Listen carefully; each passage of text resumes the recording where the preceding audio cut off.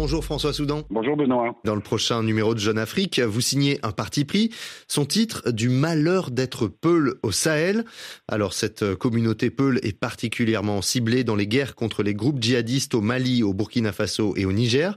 Et pour illustrer votre constat, vous évoquez le cas du docteur burkinabé Daouda Diallo. Oui, Daouda Diallo, c'est un pharmacien quadragénaire honorablement connu dans le milieu associatif de la capitale burkinabé, qui a été enlevé le 1er décembre devant les locaux de la Sûreté nationale avant de réapparaître 3 jours plus tard, assis sur le plateau arrière d'un pick-up revêtu d'une tenue militaire dépareillée en route pour le front de la guerre contre les groupes djihadistes.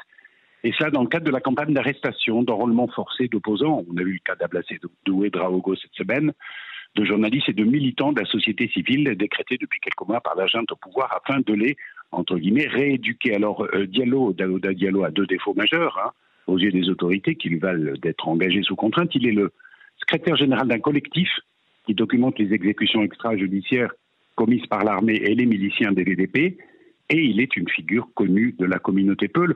Or, il ne fait pas bon être Peul au Sahel de nos jours, Benoît. Il ne s'agit pas ici d'essentialiser la crise sécuritaire qui traverse cette région, mais de constater un fait, bien qu'il ne constitue que 15% de la population du Mali, 8 à 10% de celle du Burkina, les Peuls représentent plus de la moitié des civils tués par l'armée et les milices, notamment la milice russe Wagner en 2022-2023.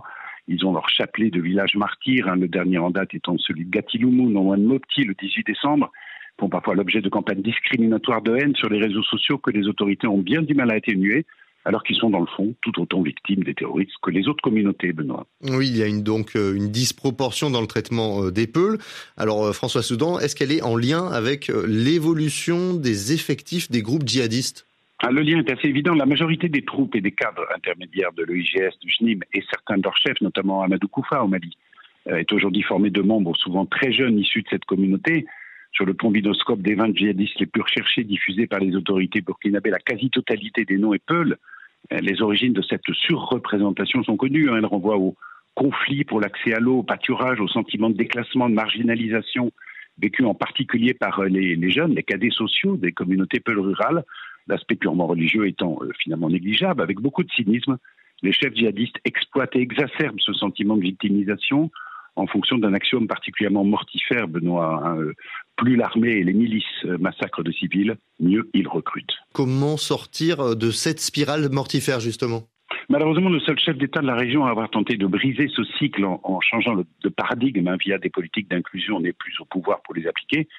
Dans un entretien qu'il nous avait accordé quelques semaines avant sa chute, Mohamed Bazoum, le président du Niger, l'ex-président du Niger, détaillait sa feuille de route, pas de recours aux milices ethniques, tolérance zéro concernant les exactions contre les civils, mise en place de filières de réintégration pour les jeunes Peuls, Songhai et Touaregs servant de chair à canon pour les djihadistes, politique qui d'ailleurs commençait à porter ses fruits. Aujourd'hui, le simple fait d'évoquer des exactions est assimilé par les jeunes au pouvoir à un complot impérialiste, et pendant ce temps, Benoît, la vague de foulanophobie qui balaye le Sahel déborde sur le nord des États côtiers d'Afrique de l'Ouest et étend ses métastases jusqu'en Centrafrique.